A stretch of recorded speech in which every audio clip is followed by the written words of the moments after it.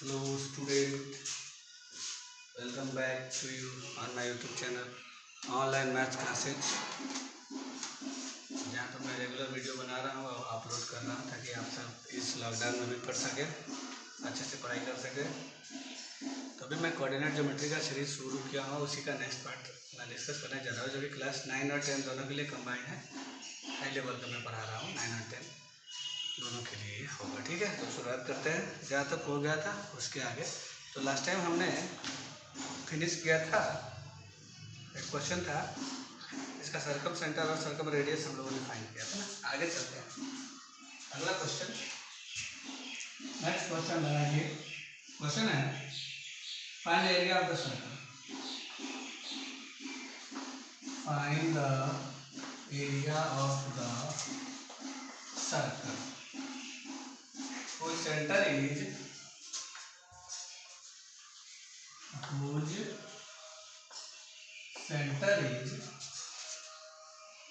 -3, 2 and 2, 5 is a point on the circle। यही दिया हुआ है क्वेश्चन। शुरुआत करते हैं, कैसे बनेगा पहले फिगर बना लेते हैं।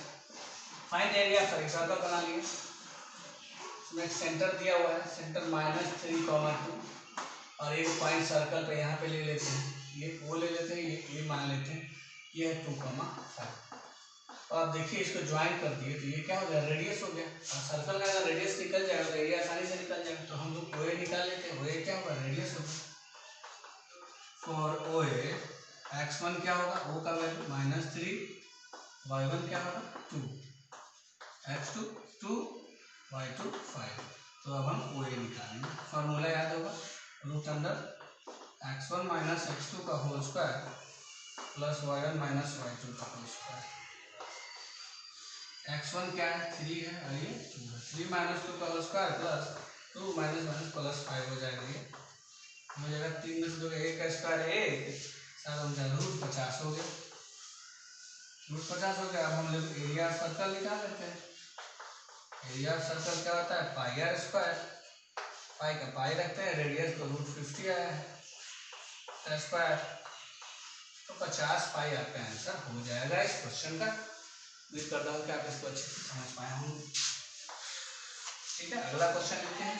Next question, find the ortho centre of, find the ortho centre of, find the ortho centre of triangle ABC, triangle ABC formed by the vertices A 2, 2, B 6, 3 and C 4, 11। यही क्वेश्चन है। ठीक है, देखते हैं कैसे बनेगा। Find the ortho centre. आपको पहले जानना होगा कि ऑर्थो सेंटर क्या है। तो मैंने जब आपको ट्रायंगल्स चैप्टर पढ़ाया था क्लास 9 के लिए, तो मैंने डिफाइन किया था कि ऑर्थो सेंटर क्या होता है, मीडियन क्या होता है, ऐसा सर्कम सेंटर क्या होता है, इन सेंटर क्या होता है, ये सब बताया। तो ऑर्थो सेंटर क्या होता है, जब दो परपेंडिकुलर जहाँ पे इंटरसेक्ट करता है। ठीक है, परपेंडिकुलर, दो परपेंडिकुलर जहाँ पे इंटरसेक्ट करता है, जैसे कि ये एक ट्रायंगल है, तो आपने ये परपेंडिकुलर ऐसे ड्रॉ किया, एक परपेंडिकुलर ऐसे ड्रॉ किया, सॉरी इस पे तो आ गया, एक ऐसे इस पे, जहाँ पे दोनों मिला ना, यही क्या कहलाता है, ऑर्थो सेंटर कहलाता है। ठीक है, पहले ट्रायंगल के बारे में जानकारी प्राप्त कर लेते हैं। तीनों साइड निकालिए, क्या निकालेंगे हम, AB निकालेंगे और AB। x1 क्या है, 2 है, y1 क्या है, 2 है, x2 क्या है, 6 है, y2 क्या है, 3 है। तो AB इज इक्वल टू, अब फॉर्मूला मैंने लिखूंगा, डायरेक्ट भर रहा हूँ, 2 में से 6, 2 - 6 का होल स्क्वायर और ये 2 माइनस 3 का होल स्क्वायर। देखिए 4 का स्क्वायर 16 हो गया। हाँ और एक 17 रूट 17 है। A B B C direct निकाल देता हूँ। बी है सी है 6 में से 3 4 का 2 तो 2 का स्क्वायर 3 में से 11 गया तो 8 का स्क्वायर। देखिए 6 में 4 का 2 का 3 में से 11 गया तो -8 होगा, लेकिन -8 का स्क्वायर तो पॉजिटिव ही होगा क्या। तो ये हो जाएगा 4 8 का स्क्वायर 68 हो गया रूट 68। बीसी हो गया। अब एसी निकाल लेते हैं। एसी क्या होगा, ए का वैल्यू ले लीजिए 2 माइनस 4 का स्क्वायर और 2 माइनस 11 का स्क्वायर। 2 माइनस 4 का 2 का स्क्वायर 4 11 81 4 85 हो गया रूट 85। 3 साइड मिल गया, ए भी मिल गया बीसी मिल गया। हम देख रहे हैं कि इन दोनों को ऐड करने पे ये आ रहा है ना, चेक कर लेते हैं। तो हम बनाते हैं कोई A B square plus B C square निकालते हैं और equal to A C square ये लिख ही देते हैं। ए बी स्क्वायर रूट 17 का स्क्वायर प्लस रूट 68 का स्क्वायर इक्वल टू रूट 85 का स्क्वायर। तो हम देखते हैं कि ये 17 और ये 68 is equal to 85। 85 is equal to 85 मतलब ये A B square plus B C square equal to A C square को वेरीफाई किया, मतलब ये ट्रायंगल कैसा है, राइट एंगल ट्रायंगल है। It is a right angled triangle. Right angled. अब 90 कहाँ पे बनेगा, तो ए सी के सामने क्या है बी, एट बी। तो अब ध्यान दीजिए राइट एंगल ट्रायंगल आप ऐसा ही ना बनाते हैं, यहाँ बी रहेगा तो ये क्या रहता है परपेंडिकुलर, ये भी क्या रहता है और दो परपेंडिकुलर जहाँ मिलता है मैंने आपको बताया वही होता है ऑर्थो सेंटर। तो दोनों परपेंडिकुलर कहाँ मिला है बी पर, तो बोल देंगे B 6,3 is the orthocentre. ठीक है, तो इस क्वेश्चन का सॉल्यूशन यही था। अगले क्वेश्चन की तरफ बढ़ते हैं। नेक्स्ट क्वेश्चन है हमारा find the area of the square. Find the area of the square whose one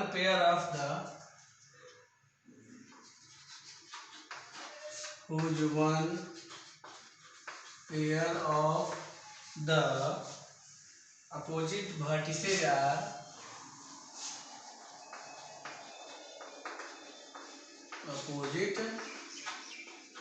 vertices are 3, 4 and 5, 6। अतः एक स्क्वायर दे रहे हैं जिसका अपोजिट वर्टेक्स दे रहे हैं, तो हम लोग पहले एक स्क्वायर बना लेते हैं। मान लीजिए ये स्क्वायर है, अपोजिट वर्टेक्स तो आप जानते हैं अपोजिट एंगल, अपोजिट साइड वैसे अपोजिट वर्टेक्स। तो ए का एंगल सी होता है तो ए का अपोजिट वर्टेक्स सी होगा। तो हमने ले लिया कि 3, 4 ए का वैल्यू रहेगा तो सी का हो जाएगा 5, यही दिया होगा। इसको मिलाते हैं तो ये स्क्वायर का क्या है डायगोनल है, डायगोनल निकाल के भी तो एरिया निकाल सकते हैं, निकाल लेते हैं। A C equal to root under 3 minus 5 का होल स्क्वायर 4 - 6 का होल स्क्वायर। तो आपको क्या मिलता है 3 में -2 4 रूट 8 आ गया, डायगोनल रूट 8 आ गया। अब डायगोनल आ गया तो एरिया ऑफ स्क्वायर क्या होता है, तो एरिया ऑफ स्क्वायर होता है 1/2 इंटू डायगोनल का स्क्वायर होता है 1/2। डायगोनल आया है √2 का स्क्वायर, रूट 8 आया सॉरी 1/2 गुणे 8 हो जाएगा 4 आंसर हो जाएगा इसका। क्वेश्चन आप ये समझ गए होंगे अच्छी तरह से। अगले तरफ हम लोग चलते हैं, हमारा जो अगला टारगेट है उसकी तरफ। नया टॉपिक में एक्सप्लेन करने वाला हूँ और ये टॉपिक है inclination of a line. Inclination of a line. Inclination of a line. Inclination का मतलब क्या होता है? एंगल बनाना। कोई भी लाइन जो है एक्स एक्सिस के साथ एंगल बना रहा है, पॉजिटिव एक्स एक्सिस के साथ जितना डिग्री का, वही क्या कहलाएगा? उसका इंक्लिनेशन ऑफ लाइन कहलाएगा। ठीक है, तो लिखते हैं, डेफिनेशन है इसके, मैं इसे लिखवा दे रहा हूँ। The angle made by a straight line,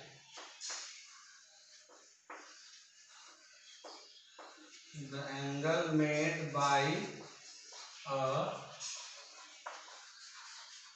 a straight line,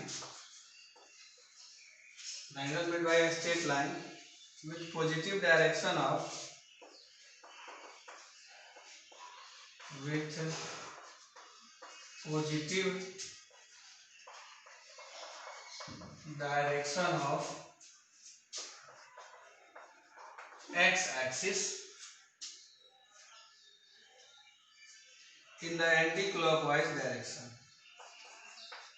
in the anti-clockwise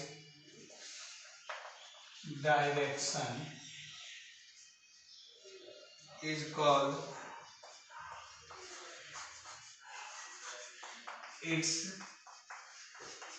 inclination। ठीक है, क्या कहता है? इंक्लिनेशन ऑफ लाइन का मतलब the angle made by a straight line, straight line के द्वारा एंगल बनेगा with positive direction of X axis in the anti clockwise direction is called its inclination. ठीक है, आगे बढ़ते हैं। तो फिगर के माध्यम से मैं बता देता हूँ आगे बढ़ने से पहले।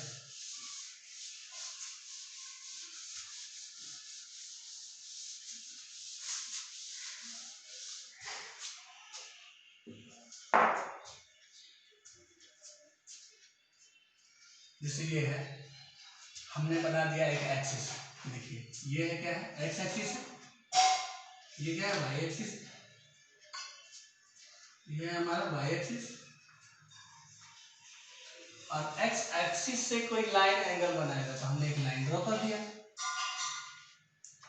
ये एक्स एक्सिस है, और इससे एंगल कैसे बनाना है? पॉजिटिव डायरेक्शन होना चाहिए और एंटी क्लॉकवाइज। तो एंगल इधर से भी बन सकता है, तो देखिए यहाँ से चला, घड़ी के अपोजिट जा रहा है, थीटा एंगल बना दिया, तो यही जो हो गया इस लाइन, यहाँ पे एल देते हैं, लाइन एल का इंक्लिनेशन क्या हो गया? थीटा हो गया। ठीक है, इधर से एंगल हम लोग नहीं लेंगे, क्योंकि देखिए इधर से ऐसे एंगल बनेगा ना तो ये क्लॉकवाइज हो जाएगा, जबकि आपको एंटी क्लॉकवाइज लेना है। ठीक है, उम्मीद करता हूँ कि आप इंक्लिनेशन समझ गए होंगे। इंक्लिनेशन का मतलब है कि एक्स एक्सिस के साथ कोई स्ट्रेट लाइन एंगल बनाएगा, वही उसका इंक्लिनेशन कहलाएगा। एंगल भी किस तरह होना चाहिए? एंटी क्लॉकवाइज, इधर से इधर, इधर से इधर नहीं बनेगा। ठीक है ना, समझ गए होंगे। अगर पूछा जाए आपसे, एक और एग्जांपल मैं इसी में देता हूँ, मैंने इस तरह से एक लाइन ड्रॉ कर दिया,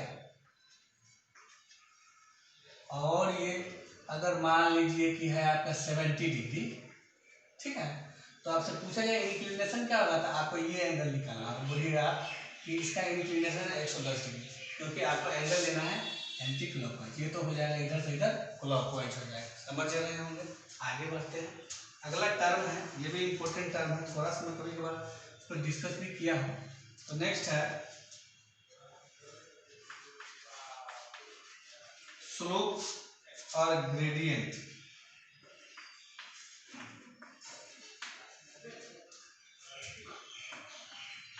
ऑफ अ लाइन, स्लोप और ग्रेडियंट ऑफ अ लाइन। ठीक है, तो क्या होगा? इफ थीटा इज द, इसमें थीटा लिया है ना, if theta is the inclination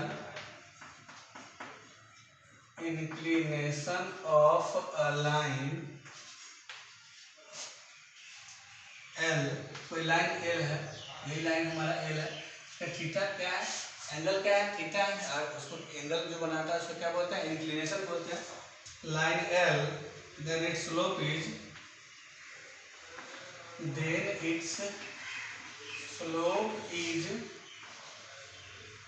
denoted by m and given by L is equal to tan theta. ठीक है, समझिएगा। स्लोप और ग्रेडियंट ऑफ ए लाइन का मतलब है कि अगर कोई लाइन एल है जिसका क्या है थीटा इंक्लिनेशन है, तो उस कंडीशन में स्लोप को हम लोग किससे डिनोट करते हैं, एम से। ये शायद मैंने आपको बताया भी होगा। और एम इज इक्वल टू तब क्या हो जाएगा, tan थीटा हो जाएगा। ठीक है, जैसे यही फिगर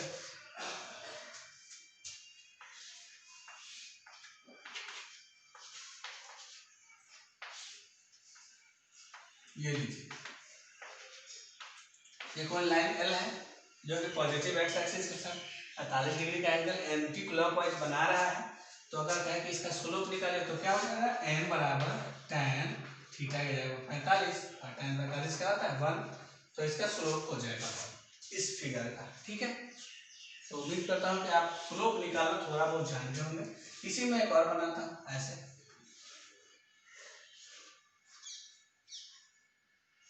ये है आपका कितना डिग्री रखा जाए इसको, 75 डिग्री ले लेते हैं क्या, लग रहा है 90 जैसा, छोड़िए एग्जाम्पल सूटेबल नहीं हुआ है, इसको रन देता हूँ। हमारे कहने का ये मतलब है कि अगर इस तरह से होता है और ये देता 60 डिग्री, लाइन पी है, कहता इसका स्लोप निकालिए, तो क्या हो जाता, ये 60 है तो हमको इससे मतलब नहीं, हमको इधर का चाहिए, 120 हो जाएगा। क्या हो जाएगा, 120 हो जाएगा। अब tan 120 का वैल्यू मैं जो आपको रिवीजन करा रहा हूँ ट्रिगोनोमेट्री वाला, तो उसमें मैं डिस्कस करूँगा। ठीक है, तो tan 120 देखिए क्या होगा, फिर से आप लिखिएगा m बराबर क्या हो जाएगा, tan 120, tan 120 को आप क्या लिख सकते हैं, 90 + 30, tan 90 + थीटा क्या होता है, minus cot theta, minus cot 30 क्या होता है √3, तो ये -√3 हो जाएगा आपका इंक्लिनेशन स्लोप। समझ गए, आगे बढ़ते हैं अगले की तरफ।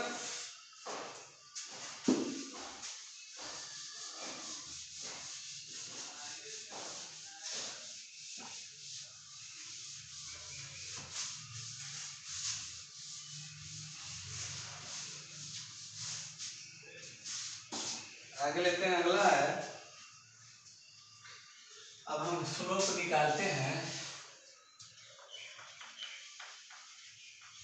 स्लोप ऑफ एक्स एक्सिस, ये एक्स एक्सिस है, और अगर हम इसी का स्लोप निकालते हैं तो ये कितने डिग्री का एंगल बना रहा है, 0 डिग्री का एंगल बना रहा है।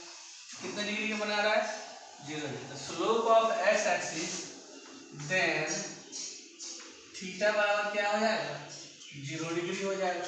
तो आप लिखिएगा कि m बराबर tan थीटा है, और tan थीटा का जगह पर 0 है, और tan 0 क्या होता है, 0।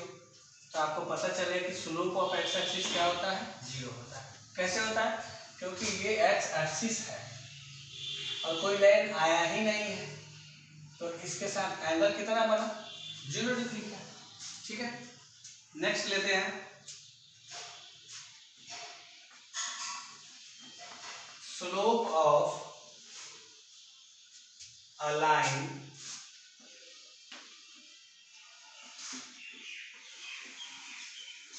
Parallel to X axis, slope of a line parallel to X axis. अब ध्यान दीजिएगा, ये एक्स एक्सिस है और इसके पैरेलल, तो फिर इन दोनों लाइन के बीच में एंगल क्या बना, 0 डिग्री। Slope of a line parallel to X axis, तब m बराबर क्या हो जाएगा, 0 हो जाएगा। कैसे होगा, थीटा 0 बनेगा, थीटा 0 बनेगा, जैसे ये बना है वैसे ही बनेगा। ये समझ गए। तब एक्स एक्सिस के बारे में बात करें तो वाई एक्सिस के बारे में बात कर लेते हैं। स्लोप ऑफ वाई एक्सिस, अब देखिए वाई एक्सिस के बारे में अगर बात कीजिएगा कि वाई एक्सिस का स्लोप क्या होगा, तो इस कंडीशन में एंगल कितना बन रहा है, ये आपका एक्स एक्सिस है, ये आपका वाई एक्सिस है, और यहाँ पे एंगल क्या बन रहा है, 90 डिग्री बन रहा है। तो यहाँ पे स्लोप ऑफ वाई एक्सिस के लिए थीटा हो जाएगा 90 डिग्री, तो एम क्या हो जाएगा, tan थीटा मतलब कि tan 90, और tan 90 क्या होता है, इनफाइनाइट होता है। तो y एक्सिस का स्लोप इनफाइनाइट होता है, साथ ही साथ slope of a line parallel to y axis क्या होगा, 0। x एक्सिस का स्लोप 0 और उसके पैरेलल जो है उसका भी 0। y एक्सिस का क्या होगा, y एक्सिस कहाँ निकालना, ये इनफाइनाइट होगा क्योंकि 90 डिग्री है। तो स्लोप अब y के पैरेलल भी अगर लेंगे तो भी क्या होगा, इनफाइनाइट ही होगा।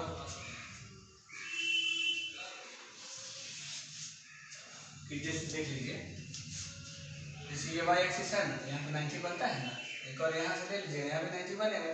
ये एंगल क्या हो गया, 90। तो इस लाइन का स्लोप अगर आप निकालेंगे तो 90 डिग्री थीटा यूज होगा, थीटा 90 डिग्री यूज होगा तो नॉट डिफाइन हो जाएगा। चलिए एक थ्योरम प्रूव करते हैं।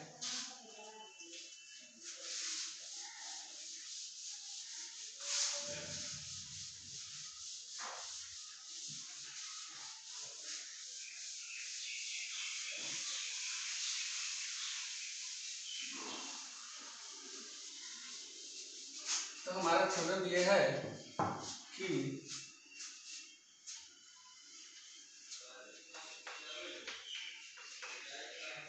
To non vertical lines, two non-vertical lines are parallel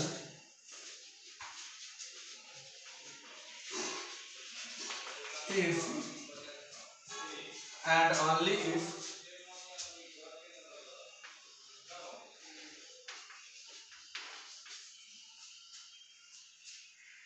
their slopes are equal. Their slopes are equal. यही है थ्योरम।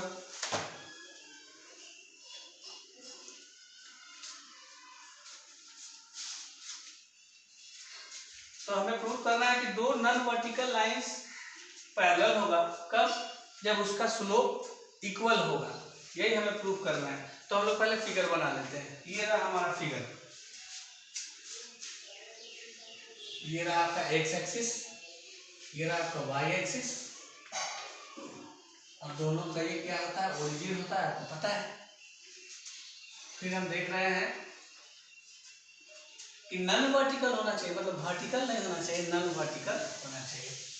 क्योंकि वर्टिकल होगा तो एंगल 90 डिग्री बन जाएगा। 90 डिग्री है इसमें तो करस्पॉन्डिंग एंगल से हो ही जाएगा क्या। तो हम लोग बना दिए, ये इस तरह से लाइन ले लेते हैं, इसे हमने एल नाम दिया। एक और लाइन ले लेते हैं, इसे हमने क्या नाम दिया, एम नाम दे दिया।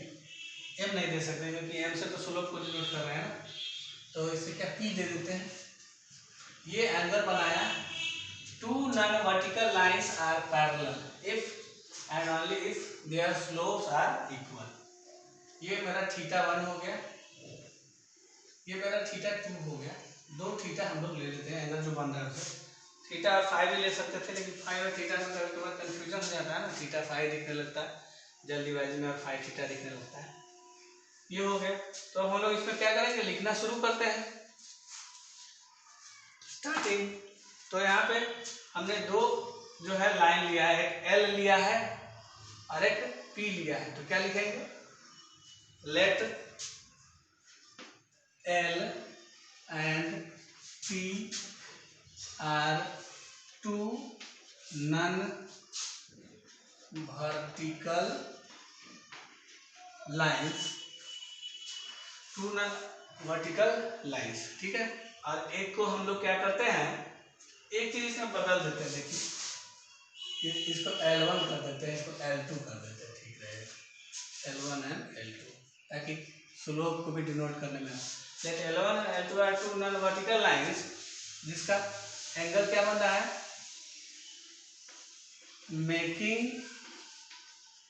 Angle theta 1 and theta 2 with positive direction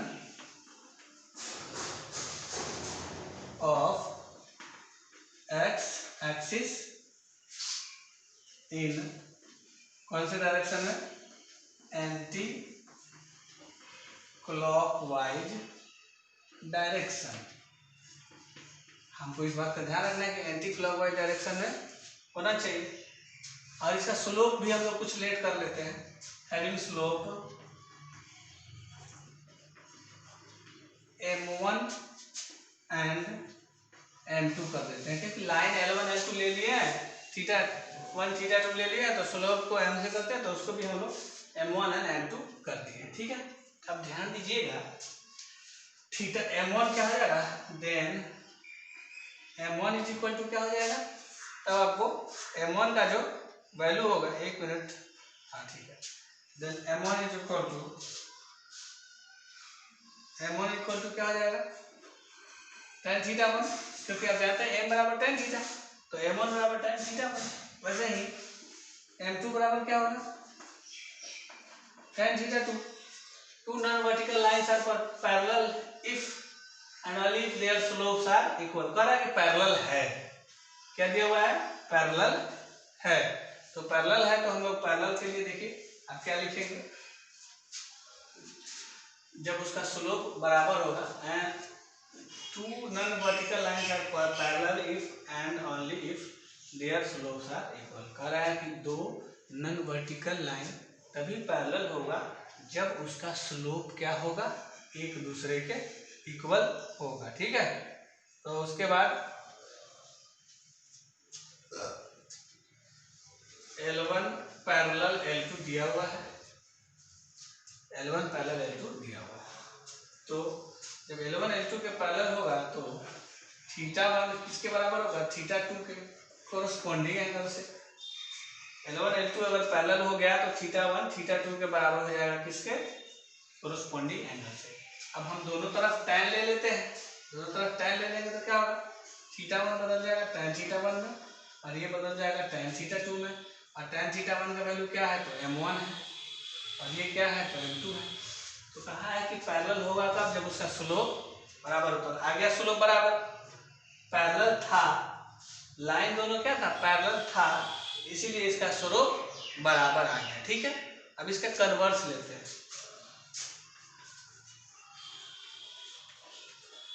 इसका कन्वर्स, यहाँ पे हमने इसमें ये प्रूफ किया कि अगर लाइन पैरेलल है तो स्लोप बराबर होगा, ठीक है।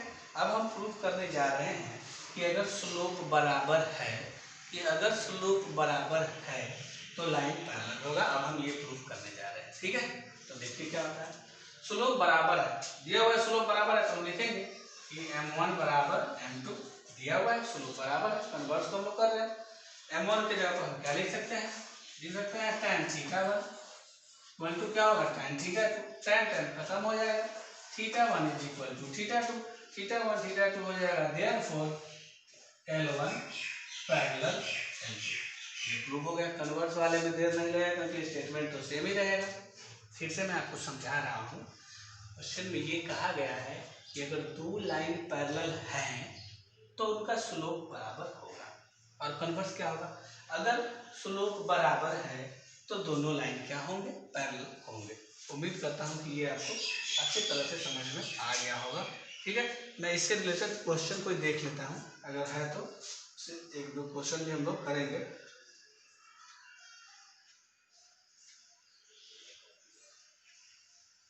नहीं, क्वेश्चन तो नहीं है, अभी एक और थ्योरम है, पहले उसे प्रूफ करेंगे उसके बाद।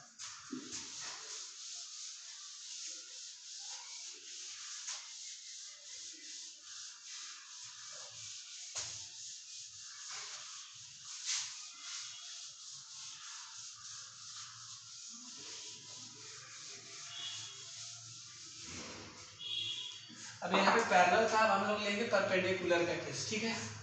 तो थ्योरम लिखिए,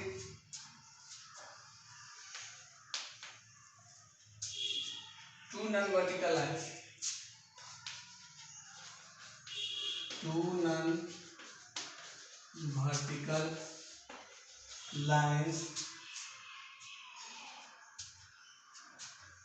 and vertical lines are perpendicular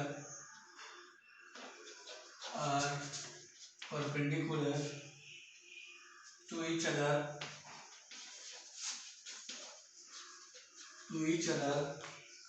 if and only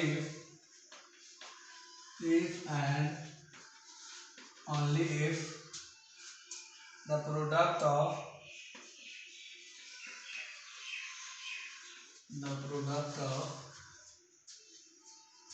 their slopes is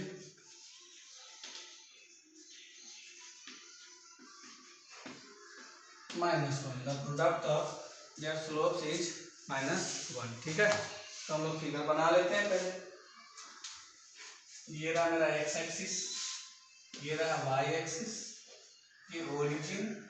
अब दो लाइन इस तरह से मिलना चाहिए कि दोनों के बीच 90 डिग्री का एंगल बनना चाहिए, परपेंडिकुलर बात का है। तो इसे हमने L1 नाम दिया, इसे हमने L2 नाम दिया। L1 जो एंगल बना रहा है उसको θ1 नाम दे देते हैं, L2 जो बनाया है उसे θ2 नाम दे देते हैं। यहाँ तक में आपको कोई दिक्कत नहीं होगा, फिगर बन गया, रेडी है। वहाँ पे दोनों लाइन को पैरेलल बनाना था, यहाँ पे दोनों लाइन को इस तरह से बनाना है कि दोनों परपेंडिकुलर पर मीट करें। ठीक है, देखते हैं अब क्या होता है। वही काम जैसे वहाँ किया है बिल्कुल यही काम यहाँ पे करेंगे। तो स्टार्टिंग में वही लैंग्वेज लिखना होगा, late L1 and L2 are two non-vertical lines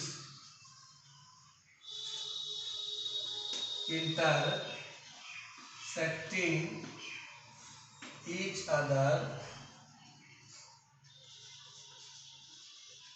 at 90 degree. क्या एंड एंगल भी बना रहा है उसका भी तो लिखना होगा ना, making angle θ1 and θ2 with positive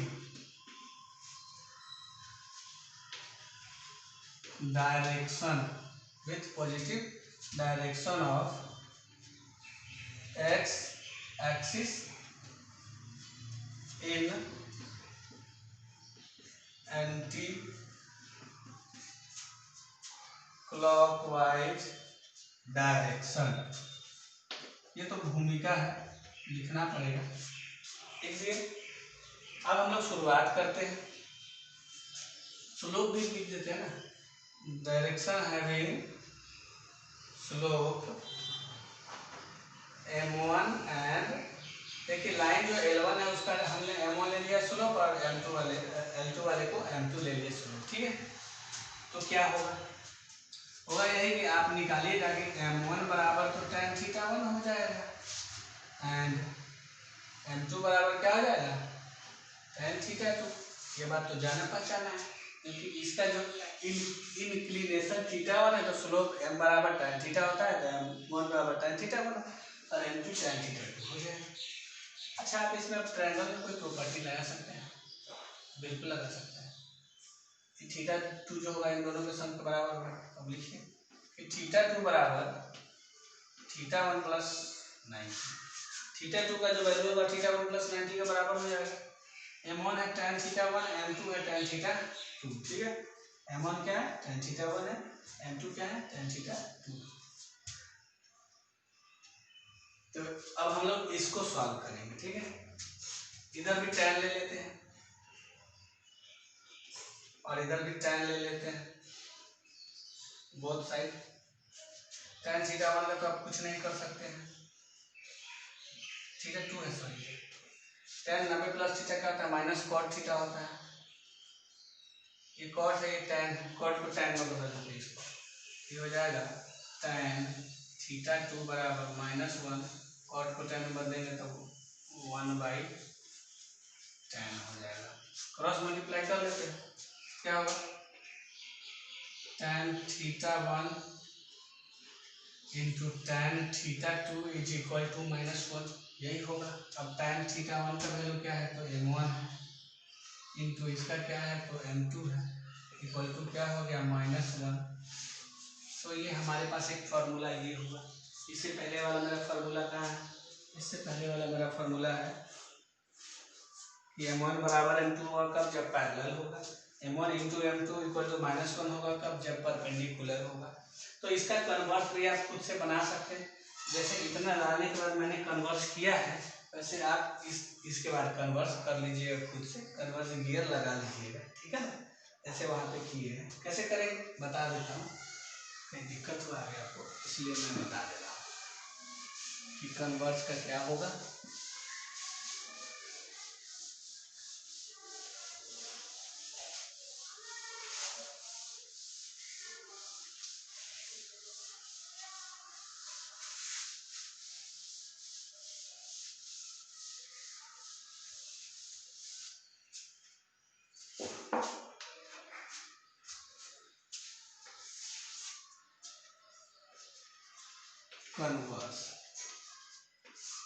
converse में आप उल्टा जाइएगा। इसमें आपको दिया हुआ है कि 90 डिग्री है, तो M1 into M2 equal to -1 लाइए, ठीक है। कन्वर्स में रहेगा कि M1 इंटू M2 -1 दिया हुआ है, तो आपको 90 लाना होगा, ठीक है। कैसे लिखेंगे देखिए, आप लिखिएगा कि दिया हुआ है कि M1 इंटू M2 -1, तो यहाँ से आप लिखिएगा कि M2 का वैल्यू -1/M1 हो जाएगा। बोलिए, अब आप M2 के बदला में क्या डालिएगा, tan θ2 डालिएगा, और इसके बदला में डालिएगा tan θ1। tan θ2 equal to 1/tan θ क्या होता है, cot θ, cot θ1 हो जाएगा। फिर इधर tan θ2 रहने देंगे, और cot θ1, cot θ माइनस का माइनस, इसको लिख देंगे हम लोग tan 90 प्लस θ1। tan 90 प्लस θ क्या आता है, माइनस cot θ, तो इसके बदला में इतना लिख दिए। tan tan खत्म हो गया, तो क्या आया, θ2 बराबर 90 प्लस θ1, θ2 बराबर 90 प्लस θ1, θ2 बराबर 90 प्लस θ1, तो ये एंगल क्या आ जाएगा, 90 आ गया। समझ गए, इसका वैल्यू इसके और इसके सम के बराबर होगा, तो ये तो थीटा है, तो ये कितना होगा, 90 डिग्री प्रूव होगा। तो यहाँ पे जो एंगल आएगा, angle is equal to 90 degree आ जाएगा, क्योंकि ये इन दोनों में सम के बराबर है। तो ये थीटा है 1 है, और ये क्या हो जाएगा, 90 हो जाएगा। θ2 इक्वल टू 90 प्लस θ1, तो ये 90 हो जाएगा। कन्वर्स में ज़्यादा मेहनत नहीं होता है, असली मेहनत जो उसका मेन थ्योरम होता है उसी में होता है, ठीक है। तो इससे रिलेटेड क्वेश्चन कैसे करेंगे, मान लीजिए दे दिया ना, कहा कि ए का वैल्यू दे रहा है, बी का वैल्यू दे रहा है, सी का वैल्यू दे रहा है, डी का वैल्यू दे रहा है, कहेगा कि इसको पैरेललोग्राम प्रूफ कीजिए, तो स्लोप निकाल लेंगे, स्लोप। लेकिन इतना स्लोप M1 बराबर M2, जब एंगल दिया, अभी तक आपने स्लोप का एक ही फार्मूला जाना है, वो क्या जाना है, जब एंगल दिया रहे तब। लेकिन जब एंगल नहीं दिया रहेगा तब तो स्लोप निकालना शायद आपके लिए मुश्किल हो सकता है ना। तो अब मैं उससे रिलेटेड बता रहा हूँ कि जब एंगल नहीं भी दिया रहे तब स्लोप कैसे निकालेंगे, ठीक है। देखते हैं, ये तो थ्योरम लेकिन थोड़ा सा बड़ा लग रहा है, तो इसे हम लोग नेक्स्ट पार्ट में ही करेंगे, ठीक है। आज के वीडियो को हम लोग यही फिनिश करते हैं।